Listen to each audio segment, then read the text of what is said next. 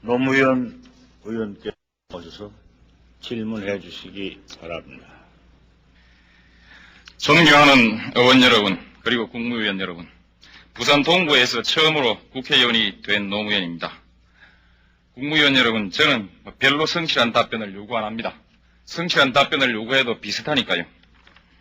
제가 생각하는 이상적인 사회는 더불어 사는 사람 모두가 좀 먹는 것, 입는 것 이런 걱정 좀 안 하고 더럽고 안 입고 온 꼬라지 좀 안 보고 그래서 하루하루가 좀 신명나게 이어지는 그런 세상이라고 생각을 합니다. 만일 이런 세상이 좀 지나친 욕심이라면은 적어도 살기가 힘이 들어서 아니면 분하고 서러워서 스스로 목숨을 끊는 그런 일은 좀 없는 세상 이런 것이라고 생각합니다. 옛날에는 생활고로 일가족이 집단 자살하는 일이 많이 있었습니다. 지금은 그런 일은 거의 없는 것 같은데 그런데도 스스로 목숨을 끊는 사람은 늘어만 갑니다. 제5공화국 이래 지금까지 스스로 목숨을 끊은 사람의 수는 얼마가 되는지 관계 장관 말씀해 주시기 바랍니다. 제5공화국 이래 지금까지 노동자가 기업주의 비인간적 대우에 항거하거나 기업 또는 공권력의 탄압에 항거해서 목숨을 끊은 사람은 모두 몇 명이나 됩니까? 정권의 도덕성을 규탄하거나 광주학살의 진상규명을 요구하며 또는 민족의 자주와 통일을 부르짖으며 스스로의 목숨을 끊은 청년 학생들은 모두 몇 명이나 됩니까?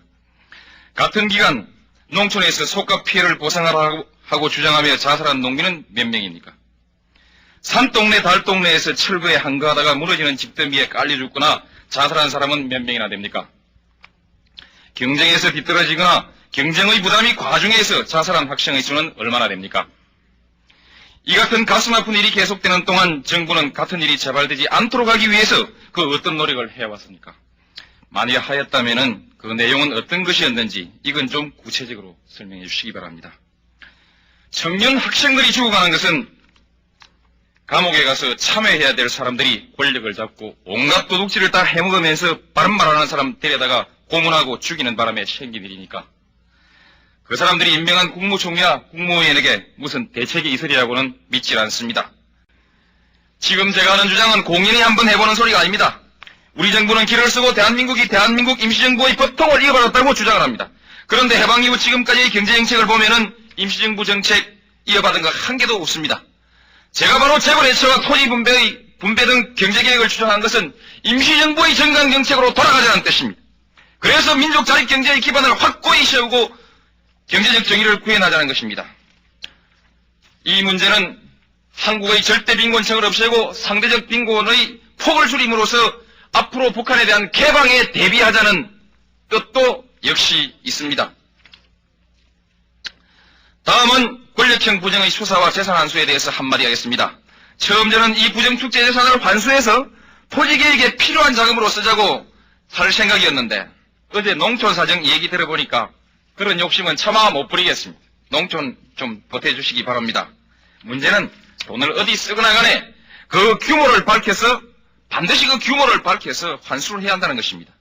법무부 장관에게 한번 물어봅니다. 검찰은 아직은 증거가 없어서 수사를 할 필요가 없고 앞으로 국회가 고발을 해오면 수사를 하겠다고 발표했습니다. 어느 정도의 증거가 나타나면 수사 개시의 단서가 될 수 있습니까? 전 국민이 보는 신문과 잡지가 혐의 사실을 연일 보도해도 수사의 단서로서 부족합니까? 검찰이 국회를 물먹일 일이 있습니까? 검찰 말대로라면은 국회가 검찰의 수사의 단서나 제공하는 검찰의 하위 수사기관입니까? 국회가 수사기관에서 수사의 단서조차 안 되는 유언비어에 현혹돼서 조사특위까지 만들었으니 여야 국회의원들 모두 정신병자들입니까? 장관의 견해를 분명히 밝혀주시기 바랍니다. 우리 헌법상 대통령은 현행범이 아닌 한 재직 중 형사상의 소출을 받지 아니한다고 규정하고 있습니다. 이 말은 거꾸로 하면 전직 대통령이라도 수사와 소추의 대상이 되고 죄가 있으면 감옥에 가야 한다는 뜻입니다.